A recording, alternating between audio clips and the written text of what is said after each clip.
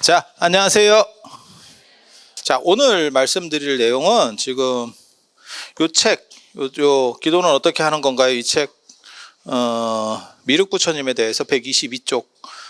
여러분이 책을 지금 저희가 이제 보시는 분들은 주기적으로 우리가 한다고 생각하지만 실제로는 두 주에 한 번 하고, 이리저리 어떤 때는 땡겨 먹고 뭐 이렇게, 부정기적으로 하잖아. 그제? 정기적이면서 부정기적으로 하잖아. 인생이라는 게 다 그런 거거든요, 사실. 그래서 책을 안 갖고 오신 분들이 있는 것 같아서 책을 읽도록 하겠습니다.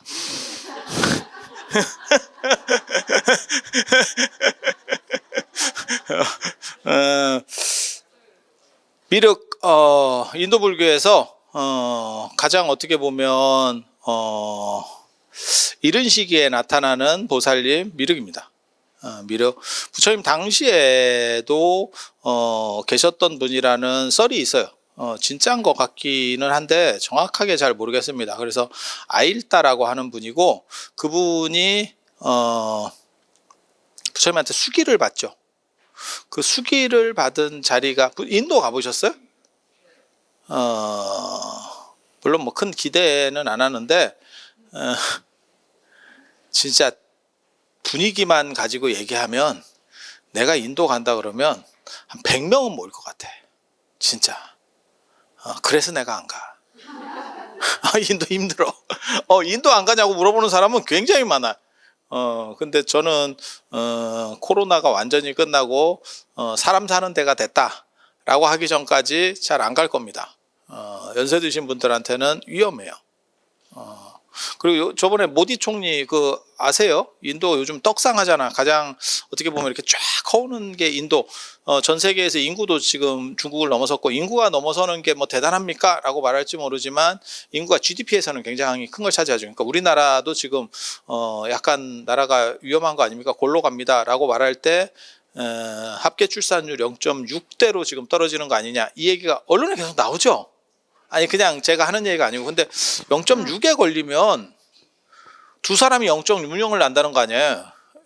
힘들긴 힘들죠.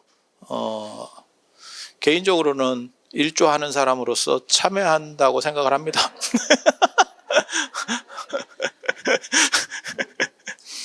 제가 굳이 나와봐야 별로 상태 안 좋아. 그래서 국가의 경쟁력 차원에서 참고 있는 거예요. 예전에 그런 생각을 했던 사람이 있어. 저런 거는 씨를 받아야 된다. 그래서 그거를 억지로 해서 씨를 받아봤더니 별 볼 일이 없었어요. 그게 구마라집이에요. 그래서 인간이라고 하는 게 진짜 재밌는 거예요. 부모가 똑똑하다고 자식이 똑똑하지 않고, 부모가 상태가 안 좋다 그래서 자식이 상태가 안 좋은 게 아니야. 그래서 대를 이어서 상태 좋은 사람 나오는 게 전 세계적으로 드물어요. 위인전을 다 읽어봐도 대를 이어서 나오는 경우가 없어요. 그게 어떻게 보면 평등이라고 저는 생각하거든요. 똑똑한 사람 밑에서 똑똑한 사람이 계속 나와버리면, 야, 그거 같은 불평등이 있을까? 어떻게 보면 부의 불평등보다 더 대단한 불평등이 이루어지는 거예요. 그래서 그건 참 괜찮다라는 생각을 해요. 그게 그래서 두 가지의 어떻게 보면 불평등을 통한 합리성이라는 게 존재하고 있지. 지금 현재 인류에는 그거는 머리는 세습이 안 된다더라. 부는 세습이 되는데 머리는 세습이 안 된다더라 하고, 가는 데는 좋은 거 먹어도 일찍 갈 놈은 가더라. 그러니까 재벌이라고 더 오래 사는 게 아니더라. 그거 참 재밌지. 그냥 우리 생각에는 좋은 걸 드시고 영양 상태도 좋고 좋은 관리 시스템을 잘 받을 수 있으면 우리 같은 쩌리보다는 한 10년 이상 더 사실 것 같은데, 현실이 그렇지 않죠. 그래서 그 두 가지가 불평등 속의 평등이라고 생각을 하는 거예요.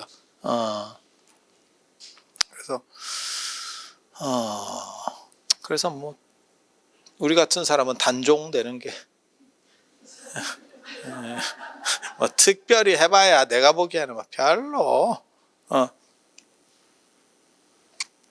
그래서 그런 정도 생각을 하고 있어요. 그래서 미륵이 아일다고 부처님 당대에 제자로 있었다는 기록이 있어요. 근데 그게 어디까지 올라가는지 잘 모르겠어요. 그리고 그분이 부처님한테 수기를 받아요. 그 수기 받은 장소가 녹야원입니다. 부처님께서 처음으로 가르침을 설한 자리가 녹야원. 그래서 녹야원에 굉장히 중요한 게 유적이 여러 가지가 있어요. 녹야원 사람들이 잘 몰라서 그러는데, 그러니까 저랑 인도를 가고 싶어 하는 이유 중에 하나가 제가 이렇게 쓰잘데기 없는 걸 알지. 일반 가이드나 일반 전문가들이 잘 모르는 쓸데없는 거 들으면 굉장히 중요한데 막상 어디 쓰기는 딱히 들으면 무지 중요해. 근데 쓸모가 있느냐? 이거 뭐하고 똑같은 거냐면 명품인데 진짜 좋은 명품이야. 그래서 집에 갖다 놓고 쓸 수가 없어. 너무 비싼 거라서. 그래서 대여금고에다 넣어놓고 1년에 한 번도 지가 못 봐.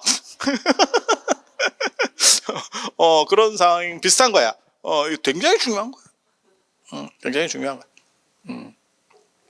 그래서 그 바라나시에 가면 거기 이제 부처님께서 설법하셨던 데도 있고, 그래서 바라나시의 열애향실이라고 합니다.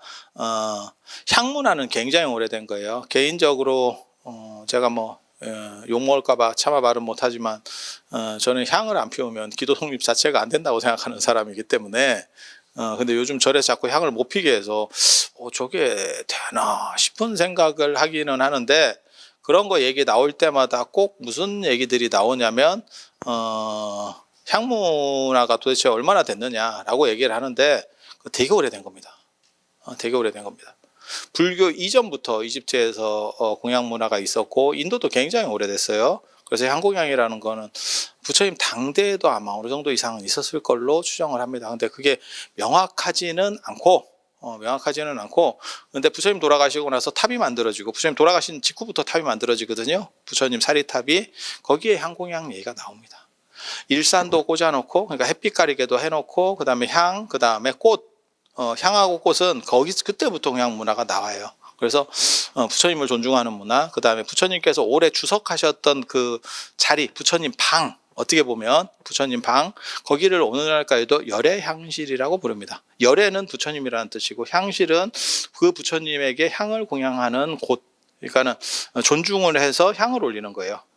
그래서 그걸 다 열애향실이라고 하는 거고, 오늘날 열애향실로 제일 유명한 데는 마가다국 영축산 열애향실, 법화경설법지라고 하는 인도 가보신 분은 아마 다 아실 거예요.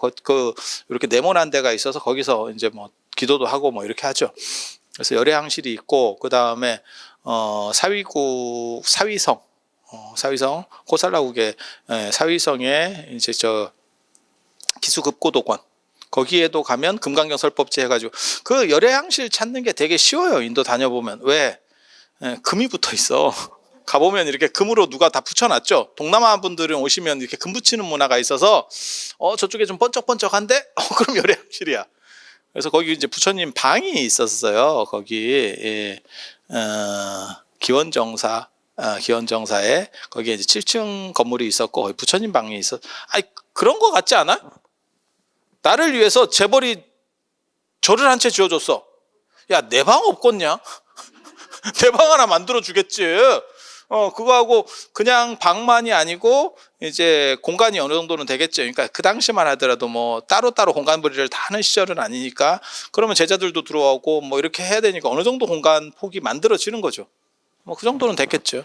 그래서 거기서 제일 오래 머무셨어요. 부처님이 금강경만 설법하신 게 아니고 가장 오래 머무셨죠. 한 18년에서 한 23년 정도까지 이렇게 기록에 따라서 편차들이 좀 있어. 그래서 되게 오래 머무셨고, 그리고 나중에 거기에 이제 부처님을 기념하는 불상이 만들어져서 그런 기록들이 현장의 대당서였기에 나옵니다. 거기도 열애향실이라고 하고, 그 다음에 사르나트 녹야원, 부처님이 처음 설법하셨던 그 자리도 그쪽에도 열애향실이 있어요. 그러니까 향공양 올리는 게 무지하게 오래된 거예요. 부처님 당대까지 소급하는지는 정확하게 말은 못하겠어요. 하지만 부처님 돌아가신 바로 직후부터는 분명히 이루어져서 내려왔던 문화예요. 그리고 탑에다가 향하고 음식 공양한다라고 하는 것들이 율장이나 이런 데서도 나오거든요. 과일이나 이런 것들을 올린다, 등을 올린다도 있어요. 그러니까 그런 것들이 나중에 불상이 만들어지면서 탑 대신에 불상으로 대체되고 오늘날 우리가 불교 의례로까지 내려오는 거예요. 그러니까 이거는 최소한 한 2400년 그리고 더 넘어가 버리면 부처님 당대까지 소급할 수 있는 그런 문화예요. 그래서 뭐 원간에서 어떻게 할 수 있습니까? 이거 바꿀 수 있습니까? 야, 그거 바꾸기 쉽지 않아. 그렇게 쉽지 않아. 이 상황 자체가. 그래서 그런 정도 생각을 하시면 되고, 그래서 사르나트에 가면, 녹야원에 가면, 그 사슴동산, 실제로 사슴이 있습니다. 그 일본 분들이 나중에 이제 풀어놓은 그 사슴동산이 있어. 그래서 그쪽에 가면 그 부처님 열애항실, 부처님께서 법을 하시던 데가 있고, 그리고 또 중요한 게 이제 초전법륜상, 사르나트 양식 초전법륜상이라고 하는, 오른손은 이렇게 잡고 왼손으로 이렇게 수인을 하고 있는 요 초전법륜상이 있어요.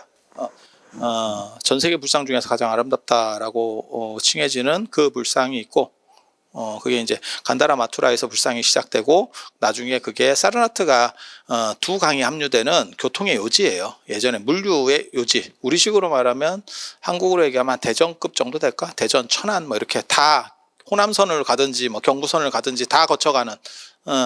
그래서 그쪽에서 여러 가지 양식들이 이렇게 합쳐지는 거죠. 여러 좋은 것들이 합쳐져서 가장 완성된 불상이 만들어지고 그 불상에 모셔져 있었던 어떻게 보면 법당이 있는 거고 그쪽에. 그리고 그 옆에 보면 조금 옆으로 내려가면 아쇼카 석주, 파괴된 아쇼카 석주, 사사다로 된 그 윗부분은 영국에서 훔쳐가다가 다시 반환했기 때문에 그 사르나트 박물관에 모셔져 있고, 이 불상도 사르나트 박물관에 모셔져 있습니다. 그리고 파괴된 거는 그 밑에 있고. 근데 이게 사암이라고는 되어 있는데 진짜 대리석 같이 밋밋해요. 굉장히 이렇게 매끈하거든요. 그래서 현장 스님은 그런 거를 이제 거기에 얼굴을 비춰보면 무슨 전생이 보인다는 둥 뭐 이런 그 당시 사람들의 어떤 설을 얘기하는 부분도 있어요. 그래서 그것도 굉장히 볼만하고, 그런데 사르나트 녹야원에 가면 이제 제일 사람들이 많이 보는 게 그 나메크 스투파라고 하는 거예요. 거기 가면 큰 탑이 하나 있죠 지금 이렇게. 그래서 거기가 이제 초전법륜 탑이냐라고 얘기하는데 그 탑이 원래는 쌍둥이 탑입니다. 탑이 두 개가 있었습니다. 두 개가 있었어. 그렇게 해서 똑같은 정도 크기의 탑이 또 하나 있었어요. 그 나르마 라지카 스투파라고 해요. 그래서 하나는 파괴가 됐습니다. 1800년대 중반인가? 제가 정확하게 기억은 안 나는데 그때 힌두교, 그 동네가 힌두교 사람이 어떻게 보면 토호 세력, 그러니까 지방의 권력자예요. 그 사람이 그냥 허물었어요. 나도 왜 허물었는지 잘 모르겠어. 보통 허물면 그것도 돈 들거든요. 짓는데도 힘들지만 탑이 우리나라 탑 같은 거 아닙니다. 겁나 큽니다. 수십 미터짜리 탑인데 야, 그거 허는 것도 보통 일이 아니거든. 근데 그걸 왜 허렸는지 나 정확하게 잘 모르겠어. 보통은 뭐 거기 돈 될 만한 게 있나? 이렇게 해서 하는 경우도 있고. 그런데 종교적인 걸로 한 것 같아요. 왜냐하면 그걸 헐 때 부처님 사리기가 나왔고 사리가 나왔어요. 그러니까는 사리기라고 하는 거는 사리를 수납하는 이 통, 사리 장엄구라고 보통 우리나라에서는 하거든요. 그래서 그런 게 나왔어. 그래서 대단해요. 겐지스강에 갖다 버렸습니다. 가장 유력한 사리 중에 하나인데, 가장 유력한 사리 중에 하나인데 겐지스강에 버렸습니다. 그래서 그런 식으로 나오는 걸로 봐서 보통은 그렇게는 잘 안 하거든요. 팔아먹지. 돈이 궁해서 했으면 팔아먹지. 저는 팔아먹는 사람을 더 좋아합니다. 저렇게 버리는 것보다는 팔면 어딘가로는 살아있어. 근데 저런 식으로 버리면 이걸 어떻게 찾나요? 이런 생각이 들죠.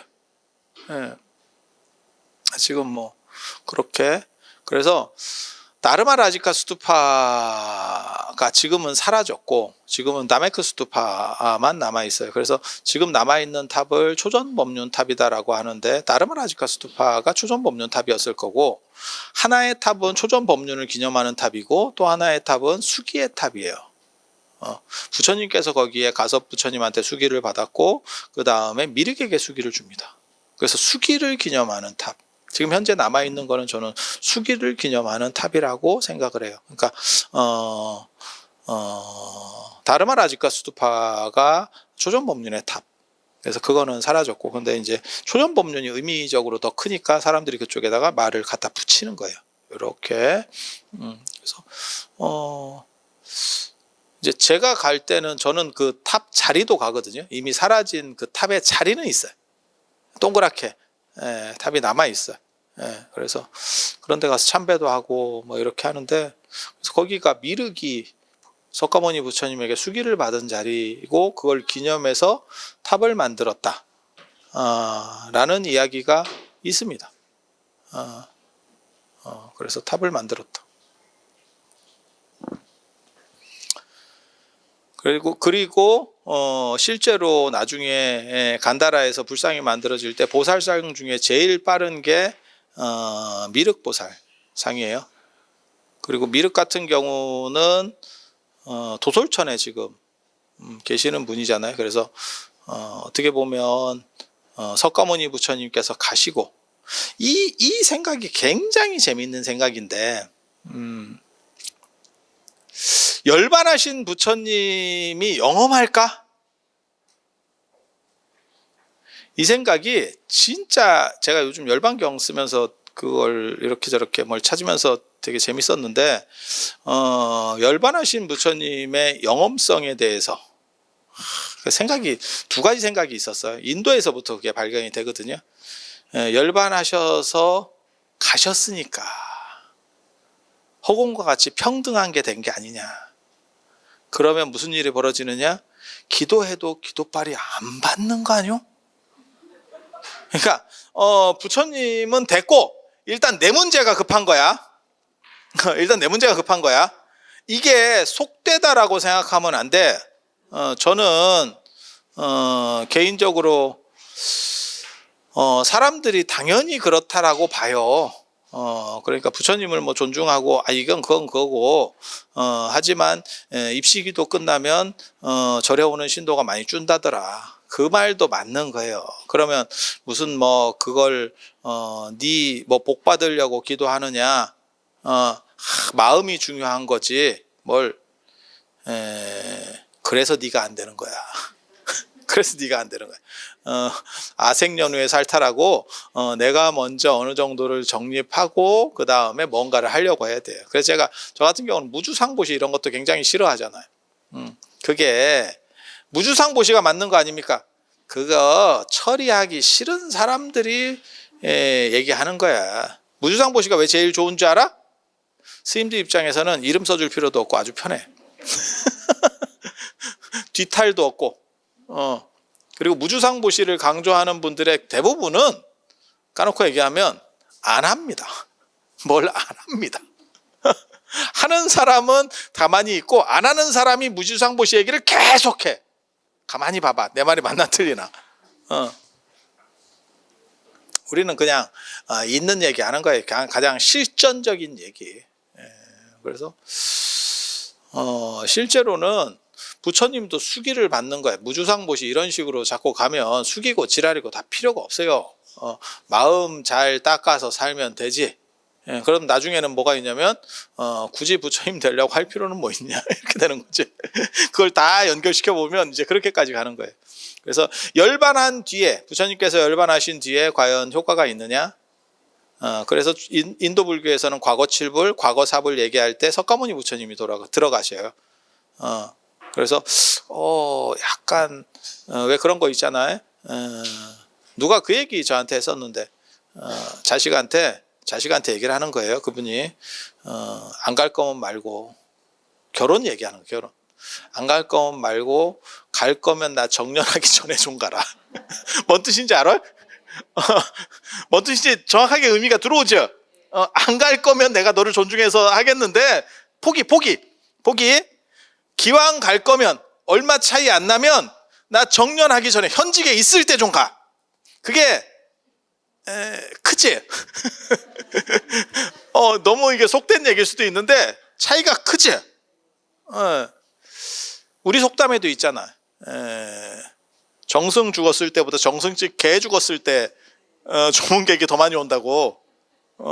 딱 그런 거죠. 그래서 그런 거를 생각을 해보면 인도에서부터 얘기해요. 인도에서부터 열반한 뒤에 이게 조금 영험이 부족한 거 아닌가. 현직에서 물러났는데 뭔 뜻인지 아시겠어요? 이 생각이 있는 거예요. 그러다 보면 누구를 생각하냐? 다음 번호에 줄을 서야 되는 거 아니요? 오실 분? 그런데 당선이 돼 있다네?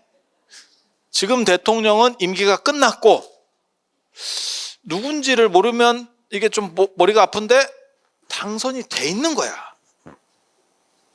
미륵입니다. 그게 미륵신앙의 어떻게 보면 시작.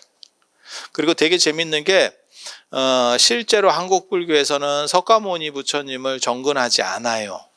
그냥 대목대, 부처님 오신 날 대목대 하는 정도가 전부고 그 외에는 사실은 잘 하지 않습니다. 그게 그 대신에 누구를 하냐? 자세히 봐봐. 관세음보살하고 지장보살. 이분들은 다 살아있는 분이에요. 살아있는 분이에요. 그리고 부처님 중에서도 찾는 분이 있어요. 그게 아미타 부처님 약사열이에요. 다 살아있는 분입니다. 그러니까 열반하신 분을 찾느냐? 안 찾아요. 그래서 이런 흐름이 우리나라까지도 작동하고 있구나라는 생각을 해볼 수는 있어. 해볼 수는 있어. 그래서 이제 거기에 대한 또 반대 이론도 있어요. 석가모니 부처님은 갔지만 간 게 아닙니다. 더 센 무형이지만 더 센 존재로 계십니다. 이런 얘기를 해요. 그게 이제 법화경하고 열반경. 법화경하고 열반경. 그리고 그런 식의 설정 구조 중에서 제일 유명한 게 이제 삼종출관이라고 나옵니다. 삼종출관. 그래서 부처님께서 열반하시고 나서 돌아가시고 나서 입관했는데 3번 움직였다라고 하는, 관 밖으로 3번 나오셨다라고 하는 거예요. 그래서 아난에게는 아난이 운구행렬 길을 어디로 가야 될지 몰라. 그러니까 부처님께서 부처님이 성격이 좀 급한 거예요. 그냥 가만히 계셔도 애들이 알아서 할 건데. 야, 이쪽이다, 이쪽. 야, 이쪽. 그래서 내비를 해주셨다라고 하는 기록이 하나 있고, 그건 아난이 수제자라는 뜻을 내포하는 거예요. 아난파에서 계속 전승하던 거고, 그와 똑같은 스토리가 한 번 더 있습니다. 마하가섭이 곽실상보, 마하가섭이 늦게 당도하니까 발을 내보이셨다. 그래서 예배를 다 하고 부처님께 인사를 올리니까 발이 다시 들어가더라. 라고 하는 거. 그리고 어머니가 마야 부인이 부처님 돌아가실 때 부처님 돌아가신 걸 보고 계속 울었다는 거예요. 그러니까 나는 그 열반도를, 우리나라는 그 열반도가 없어요. 제가 알기로 열반도가 없어. 근데 팔상도 안에 쌍림 열반상에 그런 비슷한 그림이 있어. 그러면 부처님께서 이렇게 누워 계시고 거기 위쪽에 막 그 오열하는 여자가 한 분 있어. 근데 그게 마야 부인이에요. 그래서 어머니가 아들을 낳고 7일 만에 돌아가시거든요. 1회 만에 돌아가시고, 그리고 아들이 부처님을 낳은 게 아니야. 왕자를 낳지 부처님을 낳은 게 아니야. 그래서 그 공덕이 크지 못했기 때문에 도리천에 가서 태어난다고. 부처님을 낳은 게 아니야. 그러니까 뭐 그런 거죠. 지금 만약에 예를 들어서 뭐 윤석열 대통령 어머님이 윤석열을 낳았지 대통령님을 낳은 건 아니잖아. 그리고 당신은 낳고 얼마 뒤에 돌아가셨어요. 이러면 대통령인지도 모르는 거죠. 그렇게 되는 거죠. 그래서 부처님이라고 하는 거는 혈통적으로 이렇게 가지는 게 아니고 획득주의잖아. 그러니까 자기가 스스로 노력해서 그렇게 되는 거지. 뭐 대통령도 그렇고 뭐 다 그런 거 아니에요? 사회적 지금 현재 우리나라의 사회적 지위들은 그런 거죠. 재벌이 아닌 이상. 재벌은 세습이고 나머지 사회적 지위들은 획득주의지. 내가 노력해서 뭐 장관이 되는 거고 뭘 어떻게 하는 거고 뭐 그렇게 되는 거잖아요. 그래서 그런 차이들이 좀 존재하죠. 그래서 좋은데 태어나신 건 아니고 그냥 조금 그 도리천이 그렇게까지 좋은 데는 아니에요. 그러다가 아들이 이제 돌아가시게 되니까 와서 그거는 참 그렇지. 제가 처음에 그 열반도 일본에는 이 열반도가 많이 있어요. 부처님 열반도가 많이. 우리나라는 열반도가 별로 없어요. 그게 중국에도 아마 열반도가 별로 없지 싶어. 중국 문화권의 특징이 죽음을 환기할 만한 걸 별로 안 좋아합니다. 그래서 우리는 열반도를 발전시키지 않았어요. 그런데 동남아라든지 일본은 같은 동아시아라도 약간 틀리다니까 내가 생각이. 그래서 이게 열반도 열반이라고 하는 것은 완전한 깨달음을 성취했다. 불교는 부처님 돌아가실 때 깨달음이 완전해진다 이렇게 생각하기 때문에 그래서 불기를 부처님 돌아가신 걸 기점으로 잡는다. 제가 그런 말씀 드리잖아요. 그래서 일본에는 열반도가 있어. 그래서 열반도를 보면 굉장히 감동적이지. 막 이렇게 그 그림이 말을 하는 것 같은 이제 배경 지식이 있으면 여러분하고 저하고 그게 차이예요. 그림이 약간 입체같이 움직여. 되게 재밌어. 되게 재밌어. 여러분도 예를 들어서 어떤 내용을 잘 아는 그림을 한번 보잖아. 책이나 이런 데서 그걸 읽어가지고 내용이 스토리를 내가 머릿속에 다 알아. 그러니까 고우가 뭘 어떻게 해서 이렇게 해서 거기서 개고생을 하면서 그렸어. 뭐 이런 걸 하잖아. 그러면 그걸 이렇게 보고 있으면 약간 뭐 말을 하는 것 같고 움직이는 것 같고 그런 느낌 받아봤어요? 환자입니다. 바로 낚이는데 바보들. 그런 게 어딨냐? 그런 게 어딨어? 에이.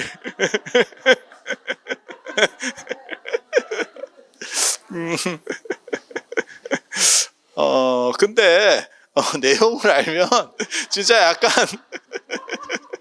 그걸 이제 깊이감이라고 하는 건데 작품에 대한 이해도가 높아지니까 모르면 그냥 스쳐가는 거고 그 미술관이나 박물관 갈 때 다 똑같아요. 내가 아는 게 있으면 훨씬 잘 보이고 모르면 스쳐가요.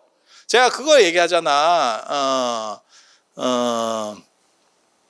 세계 테마기행 뭐 이런 거 봐도 그런 다큐 이제 외국 이렇게 막 좋은데 이렇게 다니는 다큐들 있잖아. 그런 걸 봐도 막 설명해주고 막 이런 거 하잖아요. 여기는 뭐 어떤 자리고 어쩌고. 가본 데는 참 눈에 선하게 들어오고 안 가본 데는 뭔가 싶죠. 그게 인간이에요. 그게 인간이에요. 그리고 내가 직접 경험하지 않았어도 내용에 대해서 잘 알게 되면 책을 보든지 뭐 해갖고 이게 참 내용에 대한 이해도가 있으면 약간 3D 같이 머릿속에 저장이 돼요. 이해도가 깊으시면. 이거 여러분 그거 있어. 이게 사람들한테 다 있어. 그러니까 예를 들어서 여러분이 춘향전을 읽었어. 읽는 사람도 없지만 누가 춘향전 읽겠어. 흥부전이나 춘향전이나 이런 거를 보잖아. 안 그러면 우리가 그 내용을 알잖아. 그럼 그걸 떠올리잖아. 그러면 약간 3D 같이 돌아갑니다. 그렇지 않아? 신봉사가 눈을 떴어요. 그러면 이게 약간 입체적으로 움직이는 것 같지 않아? 자막으로 처리되는 게 아니고 그게 배경 지식이 거의 꽉 차 있기 때문에 그래요. 우리는 한국 사람이니까 외국인은 그게 안 돼요. 그래서 제가 그 얘기 하잖아.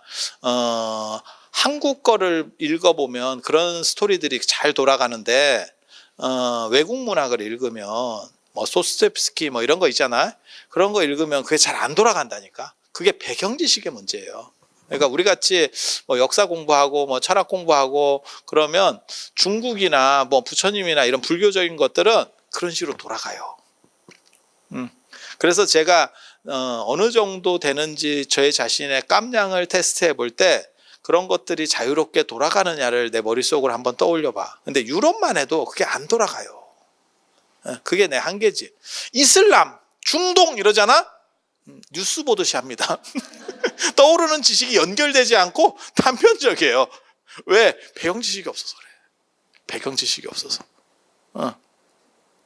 그래서 인생이라는 게 다 그런 거예요. 그래서 배경 지식을 많이 채워 넣으면 그게 움직여.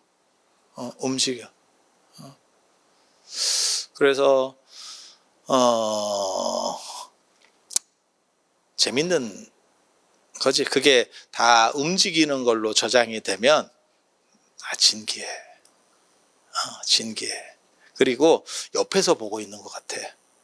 그냥 단순히 눈으로 보는 게 아니고 그게 더 구체화되잖아요. 그럼 내가 현장에서 이렇게 내려다보고 있는 것 같아. 그래서 설명이 훨씬 자유롭게 됩니다. 쓸데없는 얘기였고요.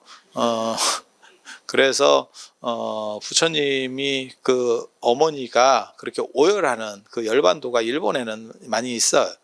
그래서 그 절들이 일본절의 또 특징이 그거 잘 안 보여줘요, 이 꼼생이들. 그래서 무슨 날이 있어서 뭐 기념일 이런 때 그거 하나 전시했습니다 이래갖고 막 사람을 오게 하고 이러거든. 우리는 그러면 그런 날 갑니까? 가다 보니 그런 날이 있었던 거지. 내가 찾아서 갈 사람이 아니다. 누가 나한테 맛집 가자고 그래가지고 맛집 갔는데 갔더니 줄 서잖아. 옆집 간다, 옆집. 그리고 맛집 옆집은 특이하게도 언제나 한가해.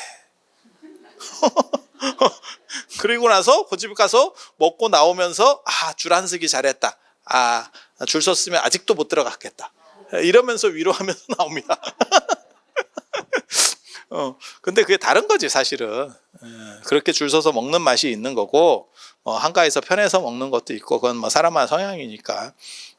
그래서 그 삼종출관이라고 하는 게 부처님께서 열반하시고 나서 작동한다, 움직인다라고 하는 그렇기 때문에 여러분이 기도를 하면 가피가 있다라고 하는 거예요.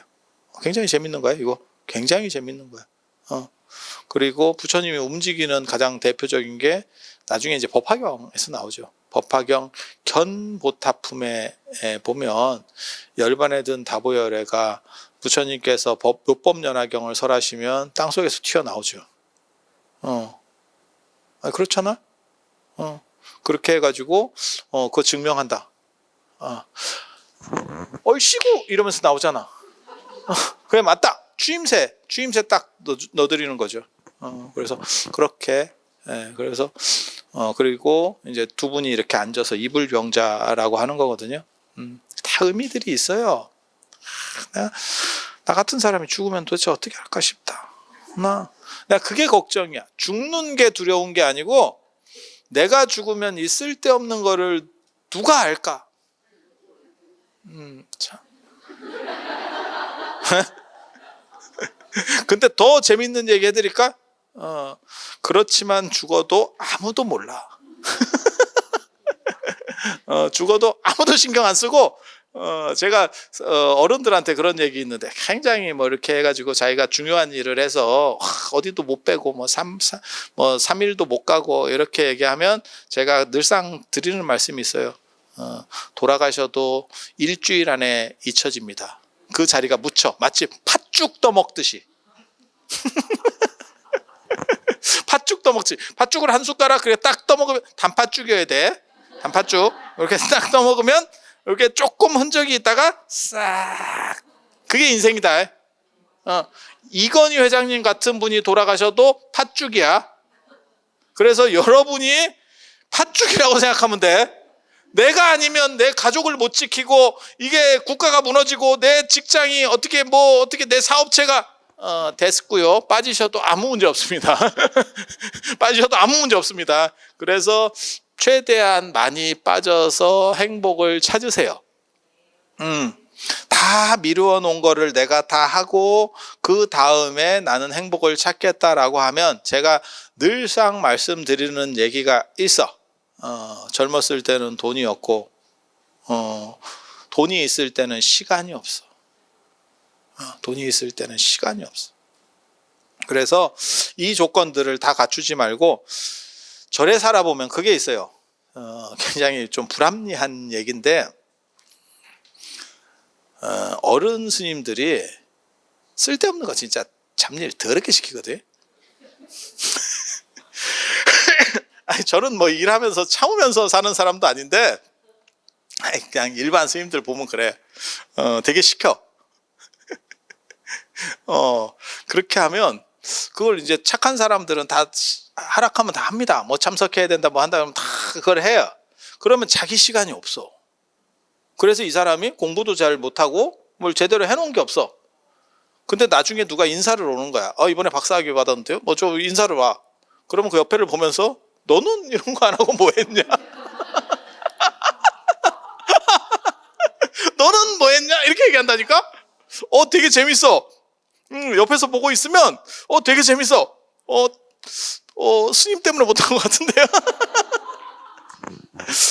근데 세상이라는 게 다 그런 거야. 그래서 바쁠 때 이루어낼 수 있는 거지, 요걸 하고 나서 한가한 뒤에 무엇을 하겠습니다, 그거는 사실 성립이 안 돼요. 일론 머스크 바람 피듯이 해야 돼. 화성도 가고 테슬라도 하고 하면서 바람도 피고 애도 낳고, 이게 동시에 가는 거지. 내가 화성 간 뒤에 내가 애 하나 더 만들게. 그러면 단종됩니다. 그러면 단종됩니다. 일론 머스크 참 바람직한 분이에요. 일은 다 그렇게 하는 거예요. 그러니까 지금 할 수 있는 일들이 있어요. 저는 그 얘기 제가 어렸을 때, 제가 제 초등학교 때쯤에 게임이 나오기 시작해서 오락이, 그 오락실, 그 다음에 문방구 앞에 이렇게 제가 조그만 오락실, 그런 조그만 기계 이런 거, 제가 그런 거 엄청난 그런 또 그게 있어요. 내가 대단한, 내가 전에 얘기했잖아. 내가 아침에 학교 가기 전에 한 판 했는데 한 판이 안 끝나가지고 하고 있는데 애들이 끝나서 오고 있더라고.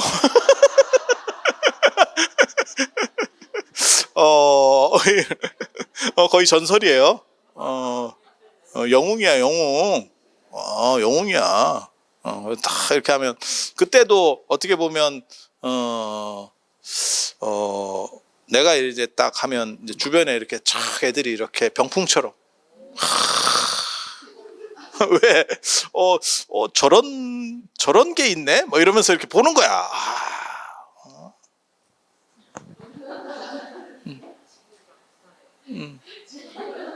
근데 성격은 똑같은 거고, 꽃 어디에 꽂히냐에 우리 같은 사람들이 그게 결정이 되는 거예요, 사실은. 그래서 그런데 그때 제가 고등학교 때까지 전교에서 용돈이 제일 많았어요. 그래서 제가 딴짓을 많이 했지. 책도 되게 많이 사서 볼 수 있고, 그게 가능했던 게 돈을 많이 줘서 그래요. 그래서 오락도 할 수도 있고 뭐 할 수 있고 뭐 그냥 돈 들어가는 걸 여러 가지를 많이 했어. 그래서 충분히 여기저기 찝쩍거릴 수 있는 조건들이 굉장히 많았었어요. 그래서 쭉 이렇게 하고 있었는데 그래도 이 오락은 감당이 안 돼. 감당이 안 돼. 내가 초등학교 때부터 그런 생각을 했거든. 내가 나중에 돈을 벌면 오락실 기계를 방에다 놓고, 안마의자 필요 없고요, 오락실 기계. 내가 저거를 끝까지 엔딩까지 내가 해보겠다. 다 필요 없는 겁니다. 그 시절에만 재밌는 겁니다. 지금 그거를 네가 하라라고 얘기하면 그냥 잠깐 추억 소환. 뭐 아마 5분도 안 할 걸. 그냥 몇 번 이렇게 옛날에 이거 되게 재밌었는데 끝. 뭔 뜻인지 아시죠? 그래서 다 그 시절에 해야 될 그 퀘스트가 있어. 인생의 퀘스트가 있어. 그래서 여행도 그런 것 같아. 제가 못 가본 데가 구체구 못 가봤습니다. 저는 개인적으로 경치 보는 거 이런 거 별로 안 좋아해요. 제가 자연 이런 거 싫어합니다.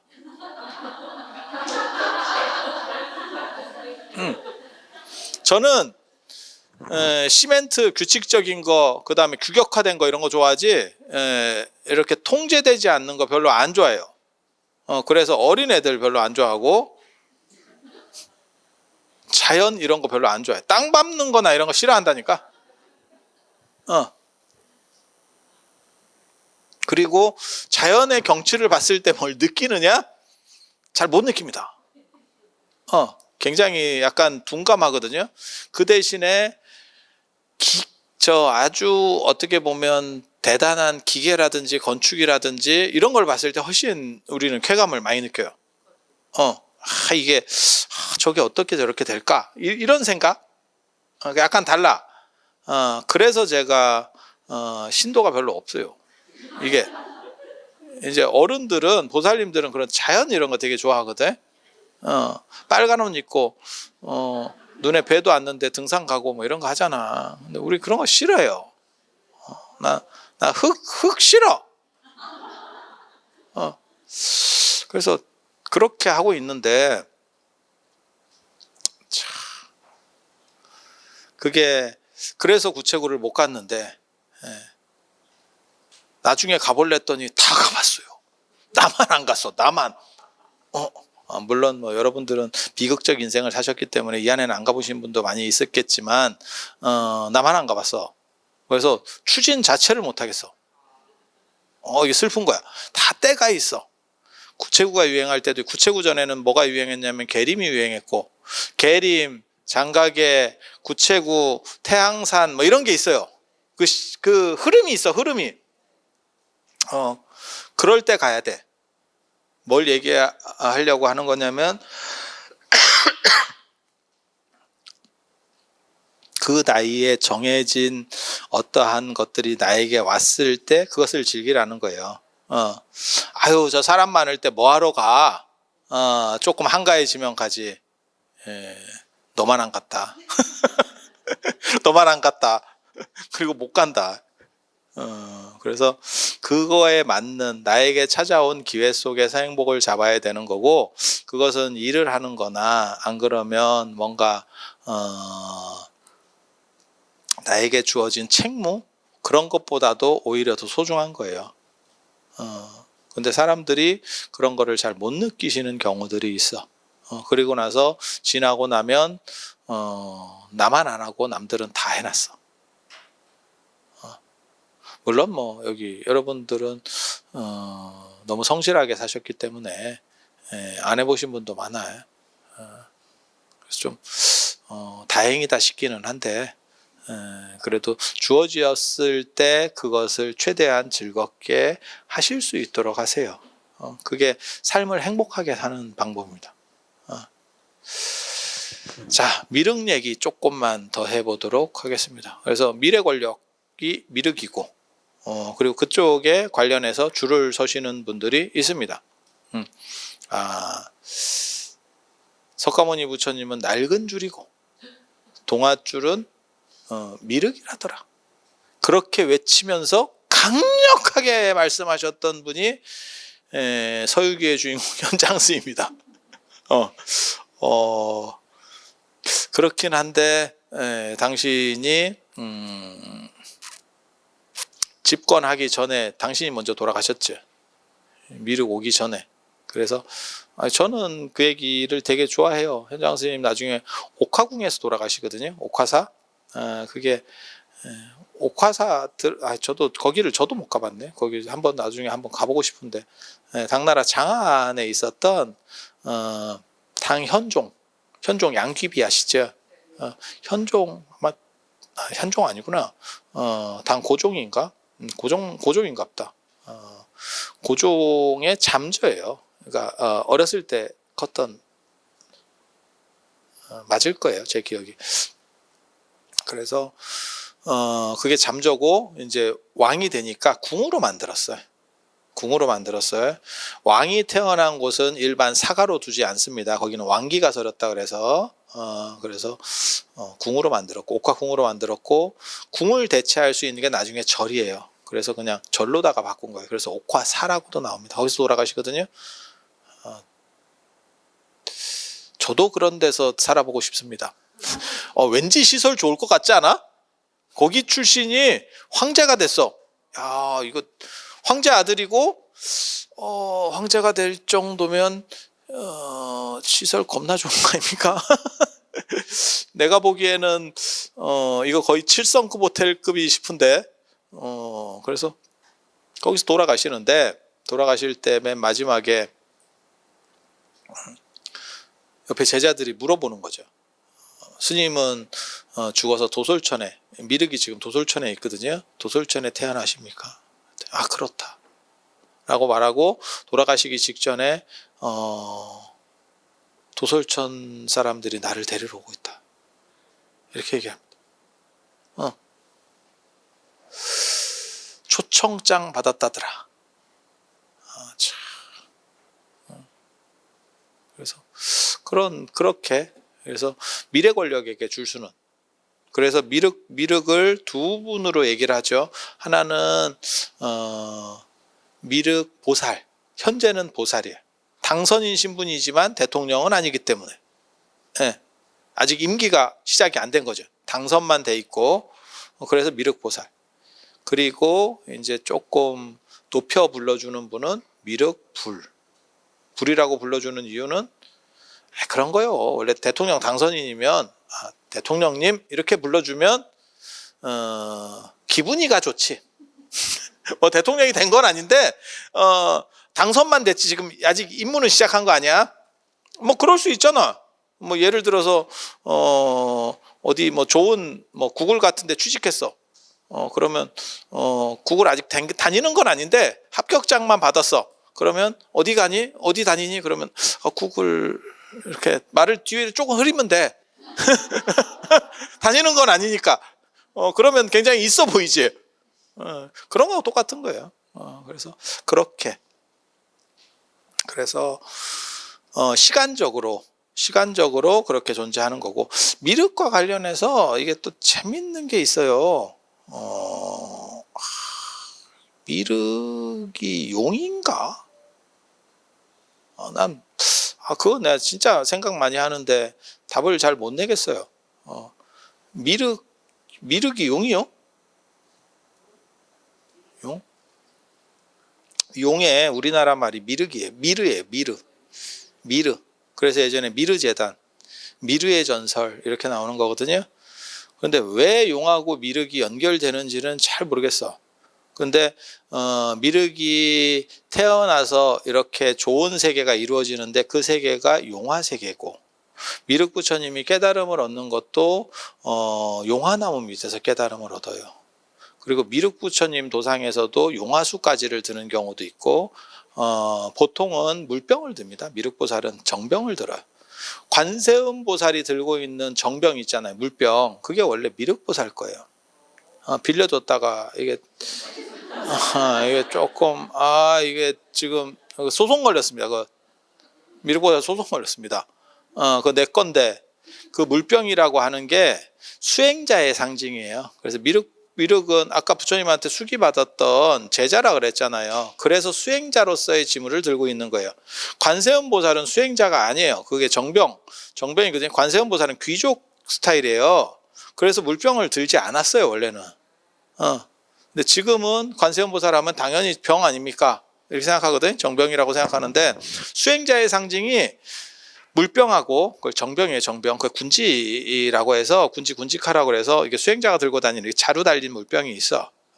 그걸 이렇게 꽂아서 들고 다니는, 이렇게 약간 머리가 우리나라 술병 같이 이렇게 생긴 것도 있고, 그 다음에 보통은 자루가 달려서 이렇게 주전자 같이 해서 이렇게 하는 게 있어요. 두 가지가 있는데, 정병하고 또 하나가 총체, 털이개.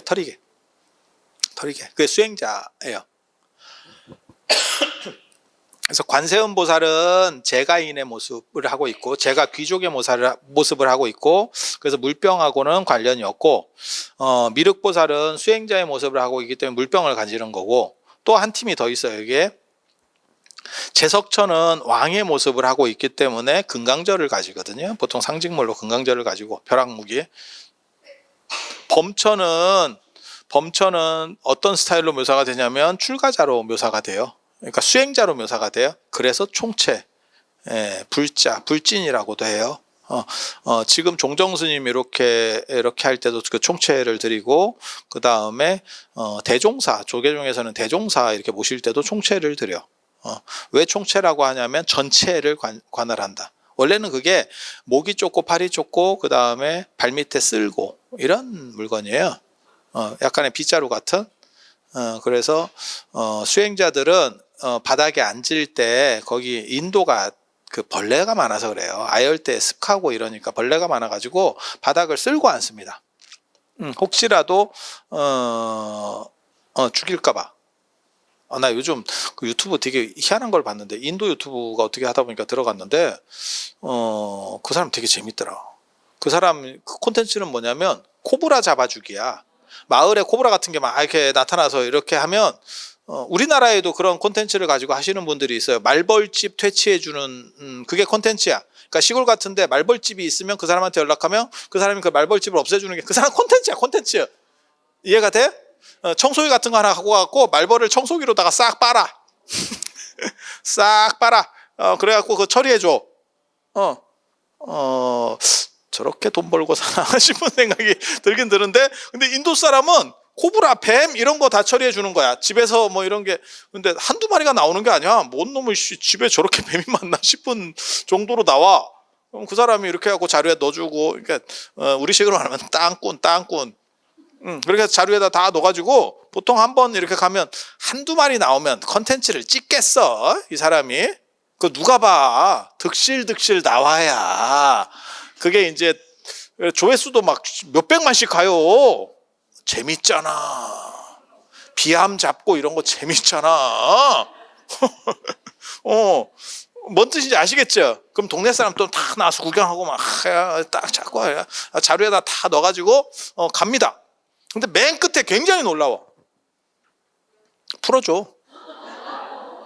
코브라인데 한적한 데 가가지고 풀어주면서 끝나, 영상이. 그렇게 풀어주면 또 올 것 같은데, 나 이런 생각이 드는데, 저거 풀어주면 안 될 것 같은데, 저거 굉장히 위험한데, 근데 풀어줘. 왜? 그게 이제 어떻게 보면 생명 존중이라고 하는 거야. 죽이기는 싫은 거야. 그러니까 다른 사람에게 피해를 주니까 내가 구제는 하는데, 제거는 하는데, 내가 죽이고 싶지 않은 거야. 그러니까 그냥 먼 데다가 풀어주고 끝나. 그게 이제 약간 인도 스타일이에요. 우리나라 같으면 뭐 구렁이나 이렇게 사람을 잡아먹진 않고 독이 없는 거는 풀어줘도 되고, 맹독성이면 사실은 약간 이렇게 해야 될 것 같은 느낌? 아니, 위험하니까. 위험하니까. 그리고 인도하고 우리나라는 달라요. 뭐가 다르냐면, 인도는 의료시설이 별로 안 좋기 때문에, 아까 그 모디 총리, 내가 그거 얘기하려고 그랬는데, 모디 총리가 그거 발표했어요. 인도를 개혁하겠다 이러면서 화장실을 뭐 1억 1천 개인가를 뭐 만들겠다, 1억 2천만 개인가를 만들겠다. 내가 이게 뭔가, 인도 인구가 14억이라고 치고 화장실을 1억 개를 넘게 만든다고? 그러면 인도는 화장실이 한 개도 없나? 야, 만들어도, 아니 정부에서 만드는 거는 집에 만들어 주진 않을 거 아니야. 개인 집에 만들어 주진 않을 거 아니야. 공공장소에 만들어 줄 거 아니야. 그게 정부 돈으로 하는 거니까. 그렇지 않아? 집에다가 만들어 주지는 않을 것 같은데, 내 생각에. 뭐 보조금 주나? 그런데 그렇게 생각하면 1억 개 이상의 화장실을 만든다는 게 이게 나란가, 이게 뭔가 싶은 생각이 좀 드는 거지. 그런데 아무튼 인도 되게 재밌어. 그렇게 해서 그 벌레 죽을까 봐 이렇게 쓰는 거예요. 벌레를 잡느냐? 안 잡아요. 밀어냅니다. 밀어냅니다. 그리고 이게 벌레가 많기 때문에 습하고 이러니까, 그래서 그 벌레를 이렇게 쫓는 거예요. 말꼬리, 뭐 그 소꼬리 이런 거 보시면 뭔지, 어떤 용도인지 아시잖아요. 걔가 이렇게 다니면서 좀 쫓잖아. 그런 거야, 그런 거. 그래서 그게 수행자의 어떻게 보면 필수품이에요. 그래서 미륵과 관세음 보살 예를 들면, 그래서 미륵은 원래는 승려, 수행자의 모습이고, 그 다음에 관세음 보살은 귀족의 모습이고, 제석처는 왕이나 귀족의 모습, 그 다음에 범처는 수행자의 모습이에요. 그래서 수행자의 모습을 상징하는 불자를 범처는 가지고 있고, 원래 미륵 보살은 군지 물병을 가지고 있어요. 물병을. 그래서 미륵은 원래 수행자였고, 도솔천에서는 또 수행자 모습이 아니에요. 지금 또 귀족 모습으로 되어 있어. 그래서 가서 보고 온 사람이 그러더라고. 수행자 아니더라고. 아니야. 그게 나온다니까. 신통이 있는 아라한이 있었는데 아라한이 도솔천에 가서 미륵을 봤는데 미륵이 제가인의 모습을 하고 있다는 거예요. 보살이어서 그래요. 그래서 아라한이 승려가 일반인에게 예를 표할 수 없다. 그래서 예를 표하지 않았다. 그리고 내려와서 그걸 얘기하니까 그래도 그러면 안 된다. 이런 얘기가 나온다니까. 그래서 지금은 아니래. 근데 아닌 게 맞을 거야. 왜냐하면 도리천에서는 석가모니 부처님도 호명보살일 때 보면 출가자의 모습이 아니에요. 출가자 모습 아니야. 그래서 그런 상황으로 되어 있다더라. 제가 나중에 제가 원래 또 현장빠잖아. 현장 스님한테 이렇게 거기가 도솔천이 와이파이가 잘 안 돼. 그래 이게 조금 느리긴 한데 내가 물어볼게요. 근데 애석하게 내가 중국말을 잘 못하잖아. 그래서 그쪽에 구글 번역기 쓰시라고 구글 번역기 쓰면 이렇게 되니까 좀 그렇게 해서 연락해 볼 수 있도록 제가 한번 해보겠습니다. 미륵 이야기는 여기에 끝이 아니에요. 또 해드릴 거예요. 그래서 다음 시간에는 123쪽에 있는 시간적인 것과 공간적인 것 부분, 그 다음에 미륵이 언제 오시는지 뭐 이런 이야기들 해드릴 겁니다.